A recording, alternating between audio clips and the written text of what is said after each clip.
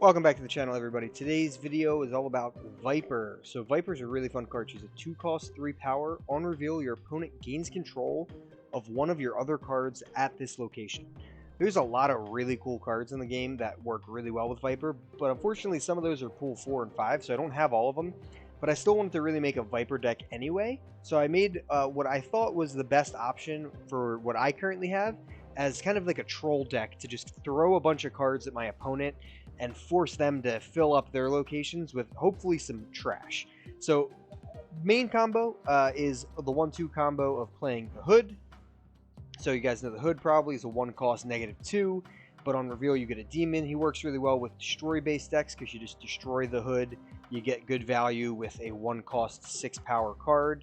So that's kind of the generic, really good Hood play. So I still have that in here as well, but playing Hood into Viper is really good too because you're essentially giving your opponent a -2, which not only is that giving you a 5-point lead at that location in general, but it's also filling up one of their spots at that location, so it's really powerful.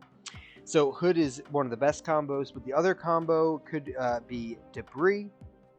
Debris fills the other 2 locations with 1 rock each, but that's for both players. So she comes, say she player in the middle, she'll fill the outside locations with a rock on each side. So it'll be 4 total rocks. And then that's already filling up a spot for them. And then you can Viper over another rock to them, filling up an additional spot. So they have 2 rocks. It's going to be hard for them to win that location. And it's a super fun combo there. Then beyond that, another option easily is just to play kind of Viper on Black Widow. You give them a 1 power unit. It's not as good as a negative power unit, but it's still solid. And on top of that, Black Widow puts Widow's Bite into their hand, which they have to play or they can't draw cards. So if you throw that, you throw rocks over, you throw the Hood over, whatever you want, along with, of course, the Goblin Boys, Green Goblin here, and Hobgoblin, who are both negative powered units who get sent to the opposing board. You do all that, and it kind of makes for this really fun, just fill the opponent's locations with a bunch of trash, and let's just easily try to win a couple locations with some minimal power. So I fill the rest of this in with some pretty generic destroy-based stuff. I'm using Deadpool. He's actually really solid in this because if I can just kill him once or twice, he can be a 4 power, maybe an 8 power if I get a little lucky with what I can, location-wise or something. But kill him once or twice for like 4 power for 1 is really good, as well as the Demon being 6 power for 1. That's cheap, and that'll help me win locations late in the game because I can play them on the last turn. Then I'm using Nova for kind of a board-wide buff since I do have some rocks that are going to be out on the board myself.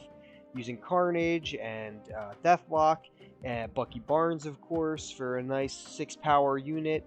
And then Death, just if I get enough kills, I can have a Death come down on turn 6 relatively cheap. So if you're missing some of these cards, you could probably go without a couple of them.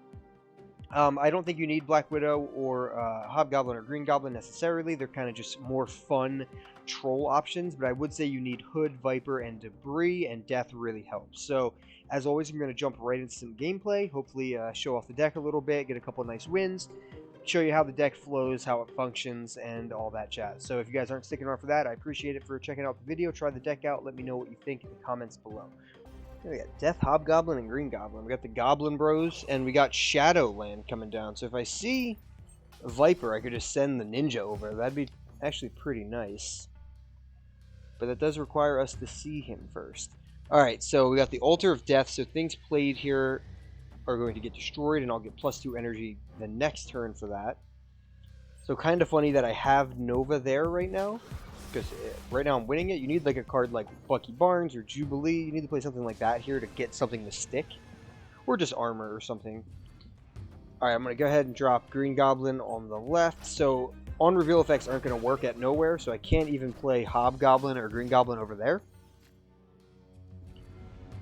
Alright, so I think we're going to sacrifice Black Widow here in the middle. Actually, you know what? I'm going to go ahead and sacrifice Debris in the middle.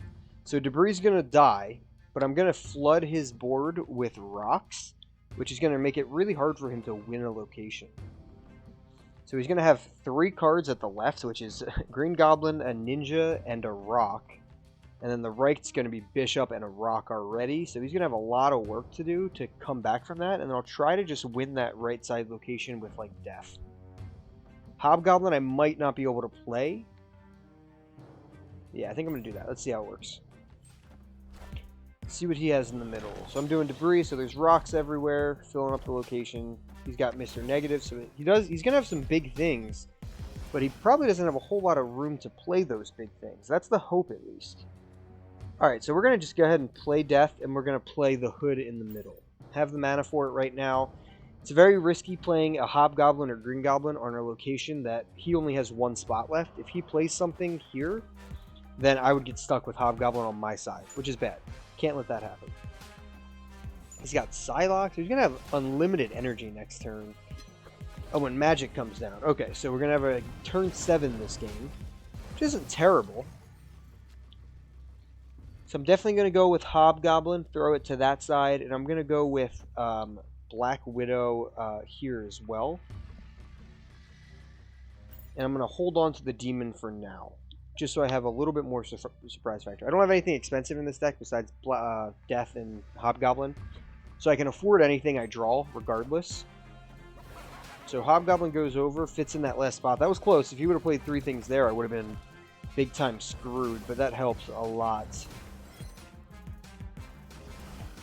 Alright, so he's got all these cards up, but he has -5 power on the left and 1 power in the middle. And he retreats. Alright, so that felt good. I mean, we definitely were able to flood his board with rocks. Shadowland's a funny location for this. We got Green Goblin, Hobgoblin on his side. So we filled up 4 spots of his location, and we kept his power drastically down. Felt pretty good. He was not going to draw an additional turn this coming up turn, or additional card this coming up turn with Black Widow being played. I was, and I had pretty good play. So if I drew, say, Deathlock, because he was still in my deck, I could play that in the middle. Drop Bucky Barnes first, get a good power in the middle. Felt pretty good about that one in general, about how we kind of controlled and sent a bunch of crap his way. Didn't see Viper, but that's all right. We got it done with a lot of other stuff. So let's try to get another one. All right, Green Goblin, Carnage, and Death, and we got the Altar of Death. I think this is the hot location right now while I'm recording. So that's when you play a card here, destroy it, and get +2 energy next turn, which we just had in our last game. Had some pretty weird cards there. I'm not sure why he played Quinjet there, but... Oh man, dude, Icebox always hits the card that you want to play that turn. Always. Every time. So I'm just going to play Carnage. He's not going to have his ability, but he'll sit in the middle. Do his thing anyway. Why not? He's got Bishop over there. Alright, so we do want to play Debris at some point. We also want to play that. So I think I'm going to go ahead and drop Debris in the middle. And then I want to play Bucky Barnes and Nova on Altar of Death. So Nova's actually going to buff all the rocks that she puts out on my side, which is a pretty funny combo. Alright, he's got Zabu, so I'm expecting quite a few 4-drops to come out shortly. Alright, so we're going to go with Bucky Barnes. He's going to die, make Winter Soldier, and then I'm going to play Nova there, who's going to die as well, and buff my board a little bit. That'll put at least 1 power.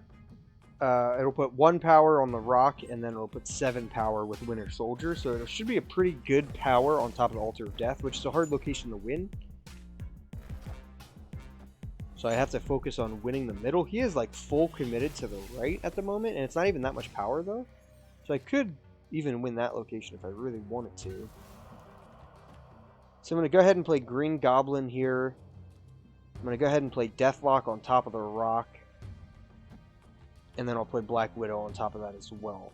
So that'll give me a decent amount of power there. So I should be able to see how much power it is and then determine if I want to push the middle or go to the right. I couldn't play Deathlock in the middle anyway. Would have just killed my Carnage and Debris, which would have been a worse power-up than just playing him on the right. So we're stalling his draw by a little bit, but he's got Lockjaw, and okay, he's returning my rocks to his hands, which is interesting.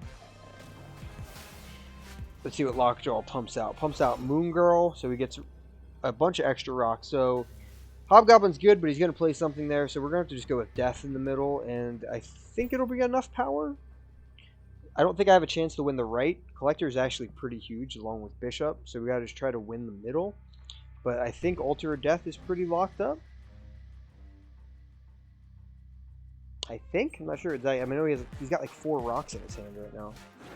Alright, so he plays Devil Dinosaur, which is a lot of power, but Death is a lot as well. And it gets Lockjawed anyway.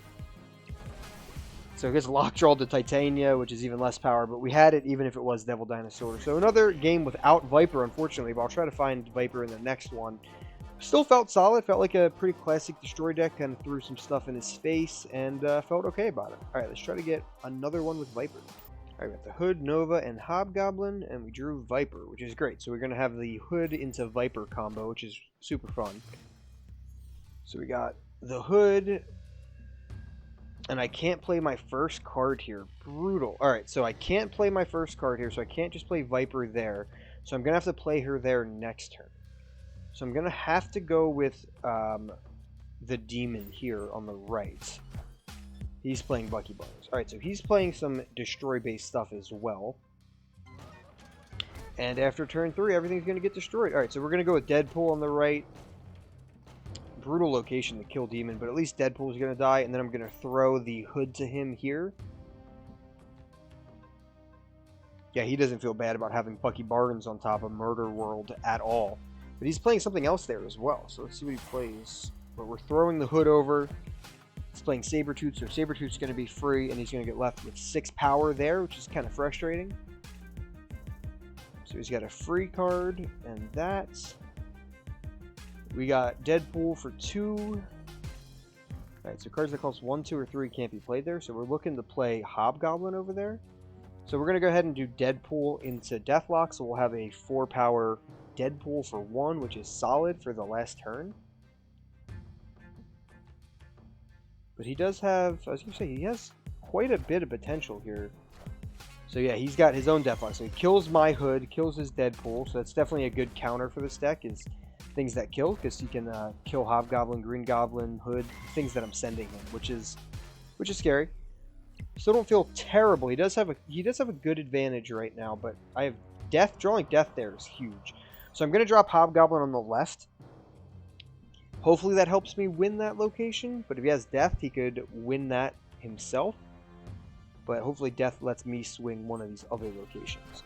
So he's filling that location. Alright, he's killing Deadpool. He's got a 4 power Deadpool in his hand. And we're winning the left, and we're losing the other 2. So, what do? We can play a lot of cards, which is good. We can definitely play a lot of cards, but he can also play a 4 power Deadpool. He has that, and if he has Death, he has a 1 cost Death as well, which is a lot. So we got to think. I think we throw this middle location here, and we try to. We throw the right location, and we really just try to win the middle location. That's what I'm gonna go for. I'm gonna give up the right. I'm gonna hopefully lock down Crimson Cosmos. Since if he has Death, he won't be able to play it there either. And then I'm just going to try to win the middle. That's my goal. Let's see if it works. Ah, he Zolas. He Arnim Zolas, which is really funny, actually. So he plays Zola, which shifts the board very crazily. But I don't think in his favor. Yeah, definitely not in his favor. So, wild turn of events. I was not expecting the Zola there. I mean, it's funny, but I filled up the middle location by fully committing to it. So Hobgoblin couldn't even bounce to my side, just sits on his own side, gives him a huge -8. And then we just completely dominate the middle. We lose the right, like expected, and we tie the left, which was very not expected. Regardless, we'll take it. Got to show off pretty much everything I wanted to with this deck in this video, so hopefully you guys enjoyed it. Hopefully you guys give the deck a spin. Let me know what you think. Let me know what changes you make. Let me know what cards you don't have. I'll help you replace the ones you're missing for replacements in this deck. If you enjoyed the video, leave a like, leave a comment, leave a subscription, and as always, keep on snap.